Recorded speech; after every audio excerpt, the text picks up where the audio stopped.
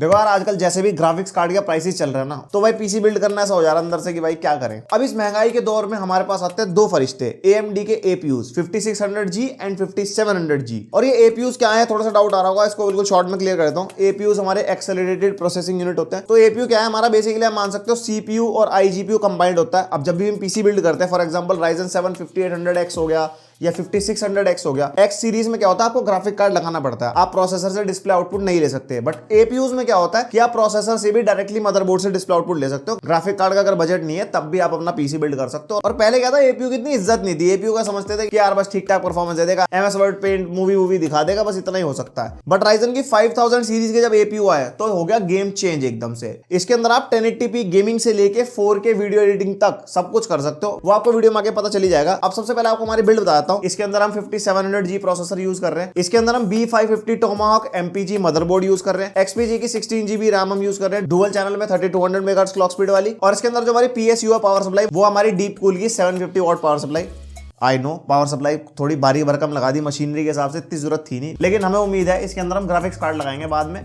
और बस इसलिए बिल्ड करे जाते हैं कि पहले बजट ना हो, बाद में हो, जैसी आपकी मर्जी वैसी आपकी बिल्ड। और ये जो हमारे 5000 सीरीज के APUs है ना, मतलब इसमें कंपैटिबिलिटी का आपको बताता हूँ। AM4 सॉकेट मदरबोर्ड होना चाहिए आपके पास, जैसे ये B550 है। इसके अंदर और ऑप्शंस बताता हूँ आपको, B450 हो गया, X470 हो गया, A520 हो गया, X570 हो गया। तो इन सब मदरबोर्ड्स के अंदर आप आराम से 5000 सीरीज के APUs लगा सकते हो। और हाँ, बायोस अपडेट का ध्यान रखना, इनकी मदरबोर्ड की वेबसाइट पे जाके लेटेस्ट बायोस अपडेट डालना, एकदम मस्त चकाचक कंप्यूटर चलेगा आपका। अब आपको प्रोसेसर की थोड़ी सी जानकारी दे दे। 5700G के अंदर हमारे को 8 कोर 16 थ्रेड्स मिल जाते हैं, जिसकी बेस क्लॉक है 3.8 गीगाहर्ट्ज एंड बूस्ट क्लॉक है 4.6 गीगाहर्ट्ज। और इसके अंदर जो हम कूलर यूज कर रहे हैं वो इसी का अपना कूलर है जो CPU के साथ आता है। और इस CPU की जो मैक्सिमम TDP है वो हमारी 65 वॉट है। और बात आते हैं ग्राफिक्स कैपेबिलिटी की, तो रेडियन ग्राफिक्स हमारे को इसके अंदर मिल जाते हैं, जिनका कोर काउंट 8 ही है, मतलब 8 कोर वाले हैं। अब लास्ट ईयर की APU की बात करते हैं तो Ryzen 5 3400G आया था, उसके बाद Ryzen 4000 सीरीज तो हमारी OEM में चली गई थी, सबको पता होगा। अब 5000 सीरीज आ गई हमारी APU में। तो अगर लास्ट जनरेशन से हम साइड बाय साइड कंपेयर करते हैं तो आप अपने सामने चार्ट देख सकते हो कितना ड्रास्टिक चेंज है। अगर हम 5600G से कंपेयर करते हैं ना, तो मोटा मोटा अगर मैं आपको कंपैरिजन बताऊं लास्ट जनरेशन से,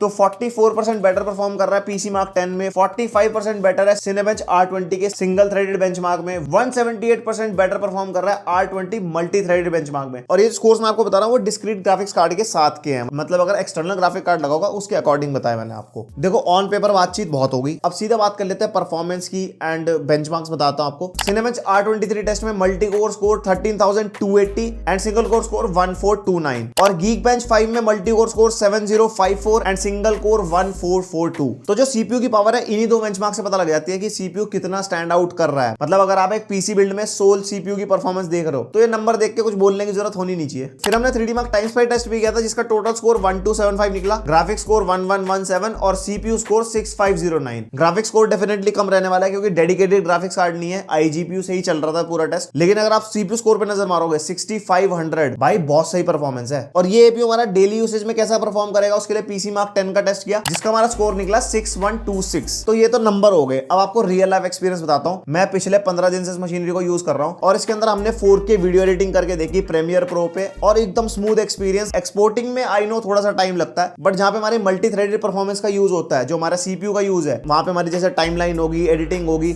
बिल्कुल स्मूथ एक्सपीरियंस मेरे को मिला। अगर आप डे टू डे टास्क करने वाले हो तो डेफिनेटली उसके लिए तो मतलब कुछ बोलना ही चाहिए, बढ़िया चल जाएगी मशीनरी आपकी। तो ओवरऑल प्रोडक्टिविटी के बारे में अगर आपको बताऊं तो फोटोशॉप चलाना हो, वीडियो एडिटिंग करनी हो, 4K तक मतलब आराम से कर सकते हो, पर्सनल एक्सपीरियंस। और बात आती है आफ्टर इफेक्ट्स की, 3D मॉडलिंग, डिजाइनिंग वगैरह की, वो भी आप इस पे कर सकते हो। बट स्टिल मैं उसके लिए कहूंगा कि एक डेडिकेटेड ग्राफिक कार्ड हो तो बहुत अच्छी परफॉर्मेंस आती है। और अगर बात आती है इस APU की, तो इसमें भी आपका काफी हद तक काम हो जाता है। तो ये तो ओवरऑल परफॉर्मेंस की बात होगी। अब गेमिंग टेस्ट की बात कर लेते हैं। कुछ गेम्स मैंने इसमें टेस्ट किए हैं, उस पर आप एक बार नजर मार लो। यहाँ पे हमने 4 गेम टेस्ट किए इस APU की गेमिंग परफॉर्मेंस देखने के लिए। सबसे पहला वैलोरेंट हमारे को देखना बहुत जरूरी था, और वैलोरेंट हम यहाँ पे 1080p पे टेस्ट कर रहे हैं और लो सेटिंग्स आप अपने सामने देख सकते हो। एंड वैलोरेंट में लो सेटिंग्स पे हमारे को 1080p में काफी अच्छी परफॉर्मेंस मिल रही थी, 140 अबव FPS आराम से मिल रहे थे, 140, 150, समटाइम्स 130। तो अगर आपको कैजुअल गेमिंग करनी है, वैलोरेंट खेलना है इस APU पे, आप आराम से बिल्कुल बटरी स्मूथ तरीके से खेल सकते हो। फिर हमने तुम्हारा प्यारा GTA 5 टेस्ट किया। GTA 5 को हमने मीडियम सेटिंग्स पे रखा, अपने सामने सारी सेटिंग्स देख सकते हो। और 1080p मीडियम सेटिंग्स पे GTA 5 में हमारे को 40-50 FPS यहाँ पे मिल रहे हैं। और अगर आप इसको लो सेटिंग्स पे कर दोगे तो डेफिनेटली आपको 60+ FPS मिल जाएंगे, बट 40-50 FPS भी भाई प्लेबल होता है। तो GTA 5 टाइप के अगर आपको गेम खेलने हो जो अप्रोक्सीमेटली 2015 के आसपास रिलीज हुए हैं, वो आप आराम से मीडियम टू लो सेटिंग्स पे PC पे खेल सकते हो, कोई दिक्कत नहीं है। फिर जब CPU टेस्टिंग की बात हो रही है तो CSGO टेस्ट करना बनता है, तभी पता लगता है भाई CPU में कितनी जान है। और CSGO भी हम यहाँ पे 1080p पे टेस्ट कर रहे हैं लो सेटिंग पे, सेटिंग्स आपके सामने है एंड लो सेटिंग्स पे हमारे को 100+ FPS मिल रहे हैं, मतलब 100 से नीचे कभी कभी गए, वैसे हमारे को अप्रोक्सीमेटली 100 FPS मिल रहे थे और CS:GO भी आप आराम से एंजॉय कर सकते हो उस APU पे।